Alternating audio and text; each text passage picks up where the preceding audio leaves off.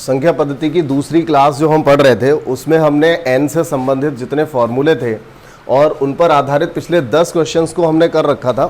देखिए ये last question था हमारा कल और इसके बाद हमारा नेक्स्ट क्वेश्चन आना है।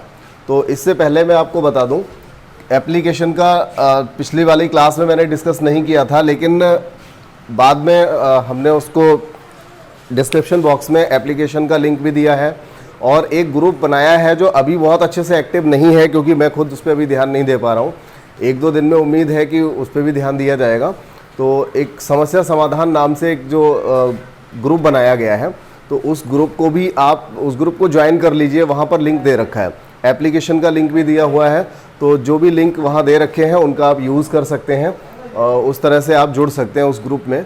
तो यहाँ पर हम जो 10 प्रश्न कर चुके थे, इसके बाद हमें 11वां प्रश्न करना है। हालांकि ये काफ़ी बड़ा चैप्टर है, कई चीज़ें अभी आएंगी, तो क्रम से हम इसमें पढ़ते जाएंगे। बाकी का देखिए, जितने नए लोग हैं कल परसों से जैसे मैंने देखा है, कई ऐसे बच्चे थे जो ऑफलाइन क्लास के लिए बात कर रहे थे। हर एक का जो कमेंट आ रहा था उस पर ऑफलाइन क्लास के लिए था।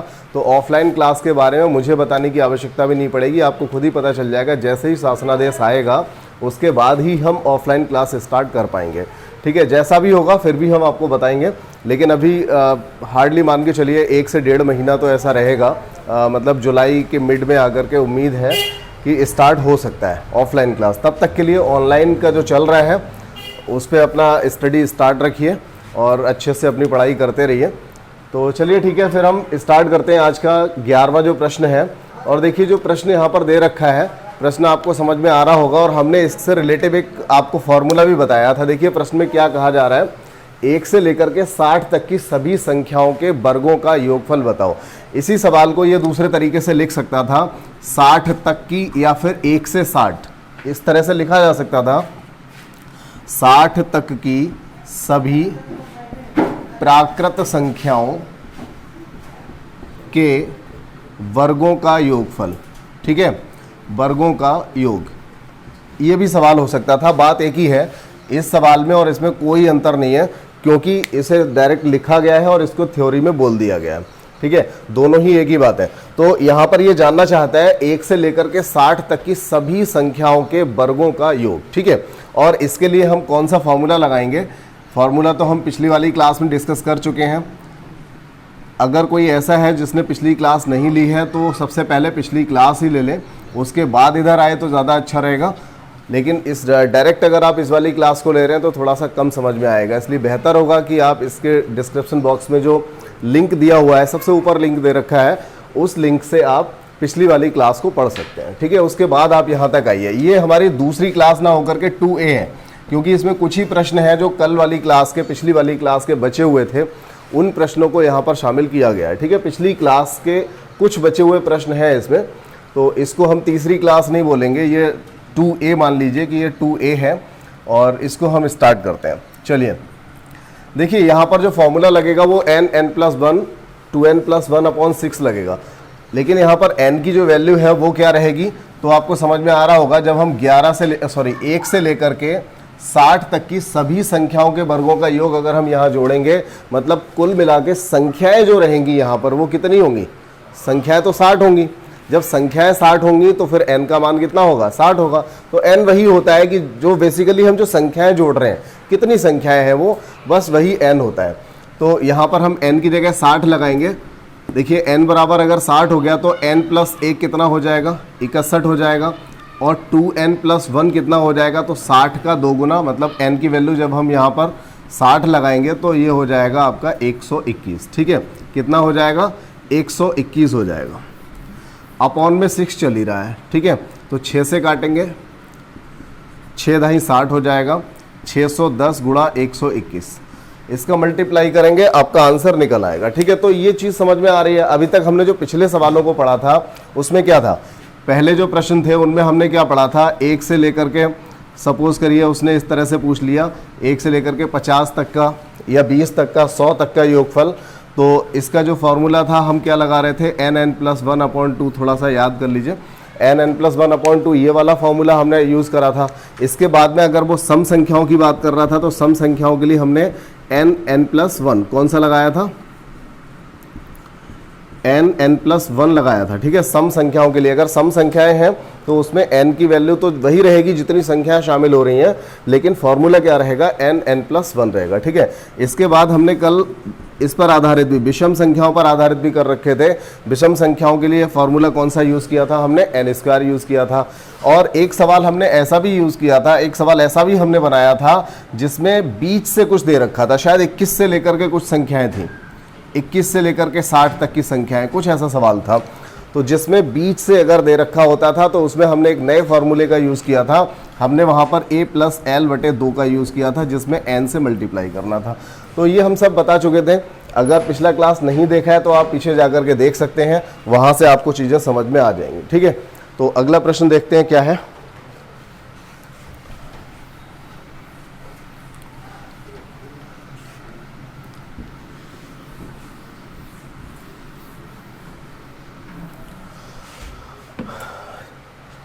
अगला प्रश्न देखें 12 नंबर। यहाँ पर दिया गया है 1 से लेकर के 60 तक की सभी संख्याओं के घनों का योग, ठीक है। 1 से लेकर के 60 तक की सभी संख्याओं के घनों का योग कितना होगा, ये पूछा गया है। तो सबसे पहले तो आपको यही पता होना चाहिए कि आखिरकार इसका फॉर्मूला क्या है। तो फॉर्मूला अगर आपने याद किया है, कल की क्लास को अच्छे से लिया है, तो आपको पता होना चाहिए कि इसका जो फॉर्मूला होता है वो प्राकृत संख्याओं के योगफल वाले फॉर्मूले का ही स्क्वायर होता है, ठीक है। तो आपको ये निकालना है, उसके बाद उसका स्क्वायर कर देना है, आंसर निकल आएगा, ठीक है। तो चलिए खैर n की वैल्यू यहाँ पे पुट कर लेते हैं। n का मान कितना हो जाएगा, 60, क्योंकि 1 से 60 तक की संख्याओं को जोड़ना है। 60 और 1 61 हो जाएगा बटे 2, ठीक है। और इसका होल स्क्वायर तो चल ही रहा है। 2 से 60 को काटेंगे तो 30 आ जाएगा। इसके बाद देखिए 30 और 61 का मल्टीप्लाई कर लीजिए और उसका स्क्वायर। तो 30 और 61 का मल्टीप्लाई करेंगे, 0 3 एकम 3 और 3 छक्का 18। अब 183 का स्क्वायर कर दीजिए, 18 का स्क्वायर 324 होता है। मतलब हमारा आंसर जो है यहाँ से 3 3 9, ठीक है। ये आंसर हमारा यहाँ से बन जाएगा, ठीक है ना। ये कैसे बताया, ये डायरेक्ट कैसे बता दिया, अंदाजा लगाया कुछ? नहीं, ऐसा नहीं था। चारों आंसर को हमने केवल देखा। देखिए 18 का वर्ग 324 होता है। 324 का मतलब हुआ 324 और 00 अगर 180 भी होता तो, ठीक है। अगर कुछ आगे है तो उसे हम इस तरह से बढ़ाएंगे। अब 18 से आगे ये 183 था, यानी इससे भी थोड़ा ऊपर जाना है। अब इससे ऊपर तो सारे ही थे, लेकिन जब 1 0 यहाँ पर है तो यहाँ 00 भी होने चाहिए। मतलब ये दोनों आंसर हो नहीं सकते, ये बहुत ज़्यादा ऊपर जा रहा है, तो फिर आंसर एक ही बचा हुआ है, ठीक है। इस तरह से बाकी आप मल्टीप्लाई भी कर सकते हो। 183 का स्क्वायर निकाल दो, 183 का मल्टीप्लाई कर लो, एक लाइन में हो जाता है। तो 183 का जहाँ मल्टीप्लाई करोगे उसके बाद 2 0 लगा दो, ठीक है। क्लियर हो गया यहाँ तक? गर्मी तो बहुत ज़्यादा हो रही है।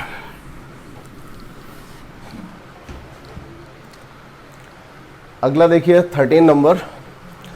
अगला जो प्रश्न है वो समझ लें। इसको भी हमने एक फॉर्मूला दिया था, आपके लिए बता रखा था, नहीं पता होगा फिर भी बता देंगे एक बार। यहाँ देखिए 13वां जो प्रश्न है ये थोड़ा सा अलग हटके है। जो पिछले सवाल थे उन सबसे अलग हटके। पिछले सवालों में क्या था, या तो उसने सम संख्याएं दे रखी थी, या विषम संख्याएं दी थी, या प्राकृत संख्याएं थी, और या फिर प्राकृत संख्याओं के वर्गों का योग था, या फिर प्राकृत संख्याओं के घनों का योग था। ये कंडीशन अब तक हमने पढ़ी है। लेकिन अब यहाँ पर जो दिया है, यहाँ पर प्राकृत के साथ साथ प्राकृत विषम संख्याओं के वर्गों का योग दे रखा है। क्या दिया है? प्राकृत तो है ही, लेकिन विषम संख्याओं के वर्गों का योग। अब तक हमने क्या पढ़ा था, देखिए पिछले एक तरफ से समझिए, हमने इस तरह के सवाल किए थे 1 2 3 से लेकर के चाहे वो कितना भी 10 तक मान लीजिए हम जोड़ रहे हैं, हमने इनको फाइंड किया। हमने 2 4 6 8 इस तरह के सवालों को किया। हमने 1 + 3 + 5 + 7 मतलब विषम संख्याओं को भी हमने जोड़ा। इसके अलावा हमने क्या किया, प्राकृत संख्याओं को, लेकिन रेगुलर। प्राकृत का मतलब रेगुलर हो गया, तो 1 का स्क्वायर, 2 का स्क्वायर, 3 का स्क्वायर, 4 का स्क्वायर, इस तरह से हमने सभी प्राकृत संख्याओं के वर्गों का योग भी कर लिया। हमने सभी प्राकृत संख्याओं के घनों का योग भी कर लिया, ठीक है, पावर 3 भी हो गई। ये सब हमने अभी तक कर रखा है, ठीक है। इन सभी के लिए हमने पिछली क्लास से अब तक जो भी प्रश्न थे उनको निपटा लिया है, ऐसे सवालों को कर रखा है।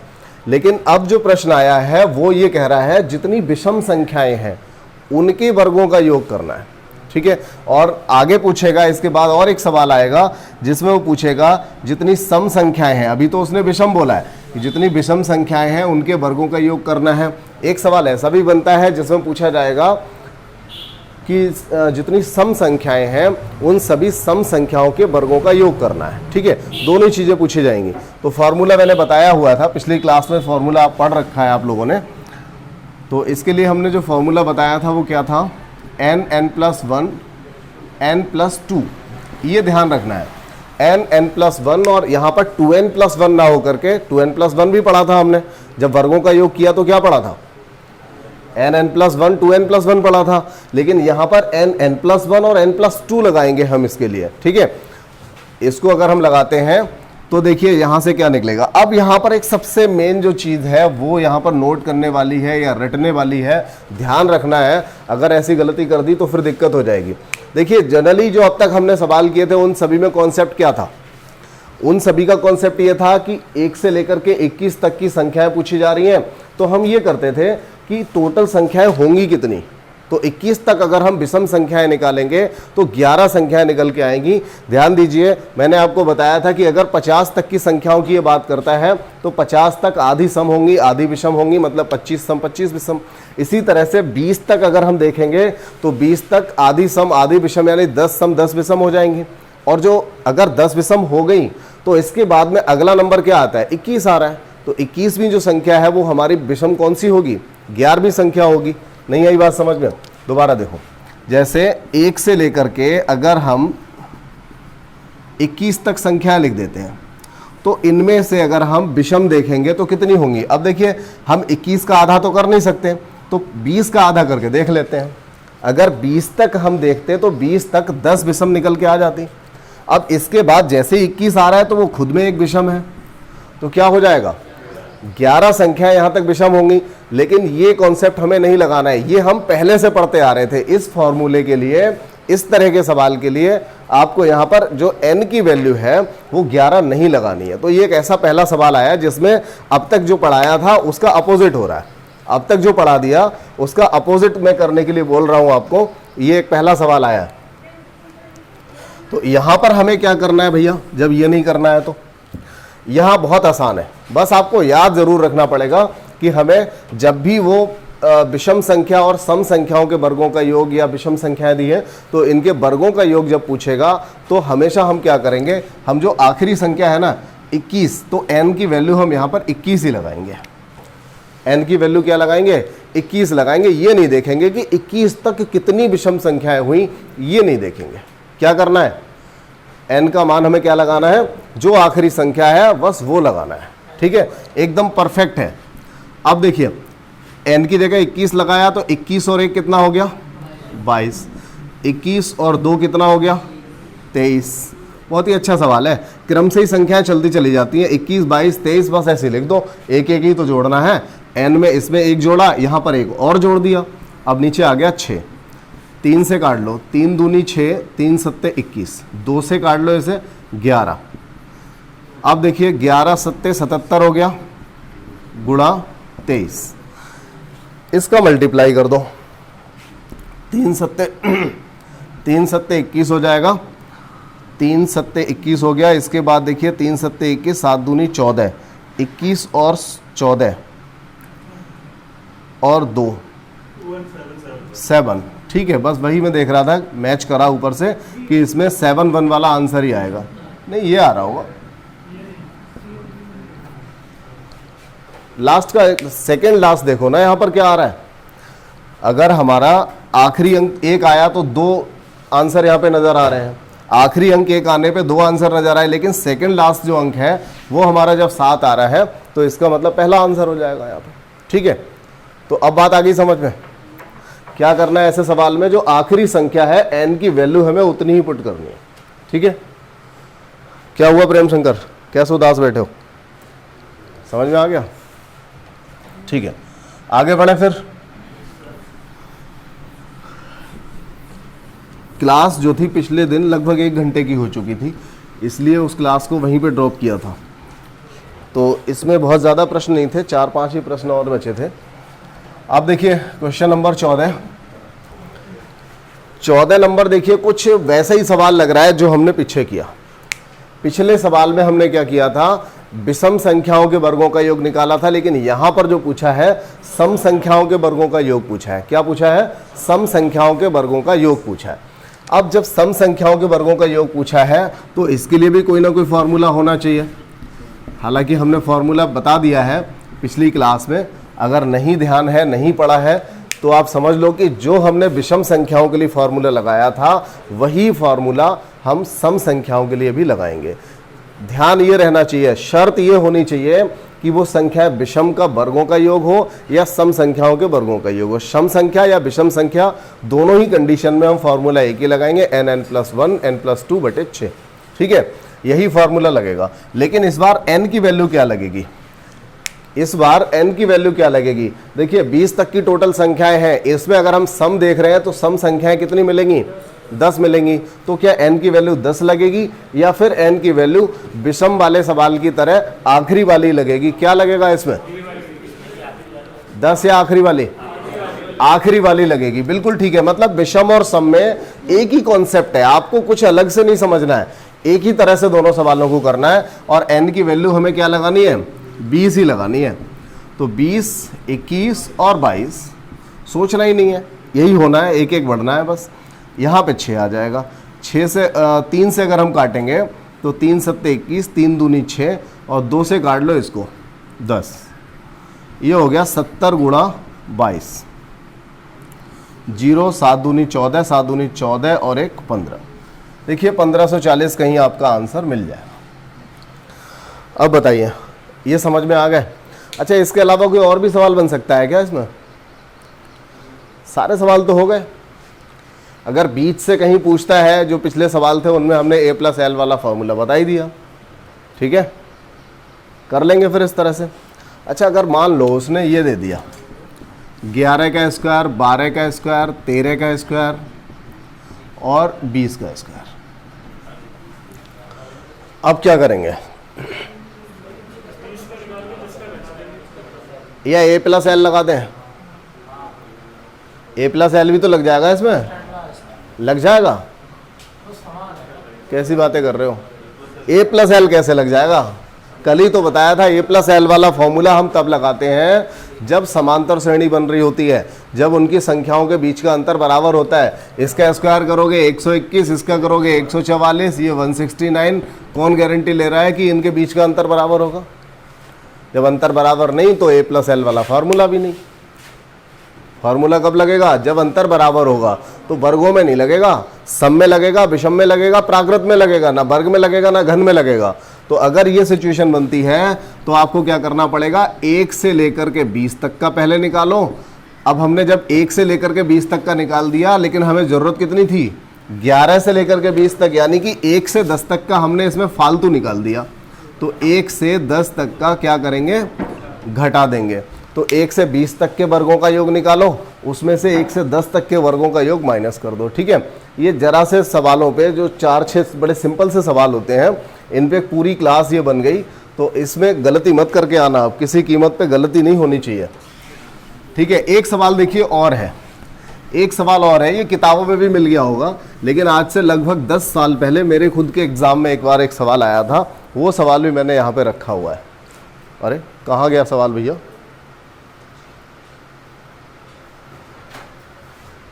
अच्छा, इसमें ठीक से एडिट नहीं हुआ है, चलिए अभी देख लेते हैं, कोई बात नहीं, कोई नहीं, ये आगे पीछे हो गया था, हमें ये सवाल समझना था। ठीक है, ये सवाल समझना था। देखिए इस सवाल को ये किस तरह से दिया हुआ है, यहाँ पर दे रखा है 1 से लेकर के ये प्लस कर रहा है, 1 + 2 + 3 + 4 प्लस लास्ट में जाकर के प्लस करते करते प्राकृत संख्याओं को 49, 50, 51, फिर 50, फिर 49, मतलब फिर वापस आ रहा है, यहाँ 50 तक गया और उस 51 तक गया और उसके बाद फिर से वापस आ गया। तो ऐसे सवाल में क्या करें?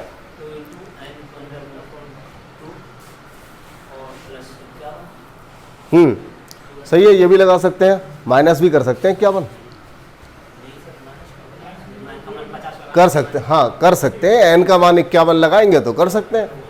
मतलब हमें क्या करना है, डरना नहीं है इस सवाल से, कुछ है ही नहीं इसमें। यहाँ से लेकर के 50 तक का ये तो बहुत आसानी से निकाल सकते हो। कैसे निकाल लेंगे भाई, n+1 अपॉन 2 कर लेंगे, यही तो करेंगे, निकल आएगा।